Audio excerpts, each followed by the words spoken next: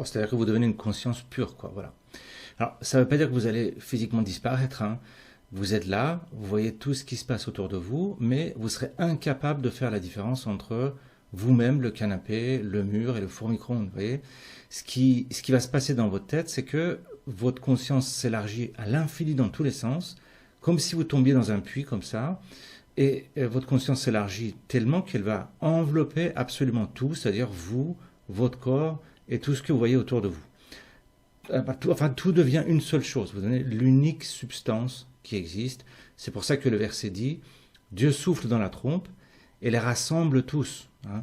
Tout devient une seule chose. C'est-à-dire que le souffle divin, c'est-à-dire la conscience infinie, va rassembler, c'est-à-dire créer, imaginer à chaque instant le canapé, le four micro-ondes et votre corps. Tout est rassemblé au centre et à la source de toute la création qu'on appelle Dieu. Vous comprenez? Si je vous donne une image, c'est comme si vous étiez au cinéma et d'un seul coup vous vous rendiez compte que tout ce que vous voyez sur l'écran, ça vient de l'objectif du projecteur en haut de la salle qui est en train de projeter, de créer le film à chaque instant. Vous voyez? Voilà, si vous voulez aller plus loin, regardez un petit peu les trip reports sur YouTube, vous allez comprendre de quoi je parle. Enfin, la chose intéressante qui nous servira de conclusion, c'est donnée par le passage suivant que je cite. Voulez-vous que nous vous apprenions lesquels sont les plus grands perdants en œuvre, ceux dont l'effort dans la vie présente s'est égaré alors qu'ils s'imaginent faire le bien. Vous voyez, les plus grands perdants sont les égarés qui pensent faire le bien. Alors, ça veut dire quoi? Pour rappel, je vous rappelle, hein, cette sourate parle essentiellement de la volonté divine. Et cette sentence parle justement de la volonté divine par rapport à la volonté humaine.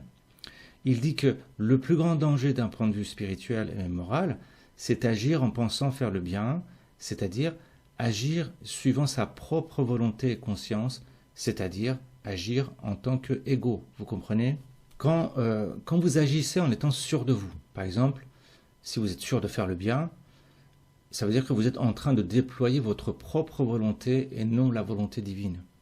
Et ça, c'est extrêmement délicat à comprendre. C'est pas si évident que ça, hein, que ce que je viens de dire là. Hein. En fait, le verset dit que à chaque fois que vous prenez une décision en pensant faire le bien, vous serez parmi les perdants. Et ça, c'est très très contre-intuitif. Pourquoi il dit ça? Réfléchissez bien. Qui est-ce qui prend la décision en pensant faire le bien? Eh bien, c'est vous. Mais vous, c'est quoi? C'est un ego. C'est-à-dire une intelligence coupée de la réalité. C'est ça un ego. Ou, comme disent les religions, coupée de Dieu. Les bonnes décisions sont celles qui ne viennent pas de vous, mais qui vous traversent. Vous comprenez? Les bonnes décisions, c'est-à-dire la vraie volonté, ne vient pas de vous, mais de l'esprit qui est en vous. Vous comprenez ce que veut dire ce verset? Dans le langage courant, d'ailleurs, on appelle ça une création, hein, et non pas une décision. Hein. Rappelez-vous de l'image du poste radio au début de cette présentation. Un poste radio ne décide pas d'émettre telle ou telle musique. Un poste radio, tout ce qu'il peut faire, c'est être bien réglé pour pouvoir capter la musique et faire entendre le son.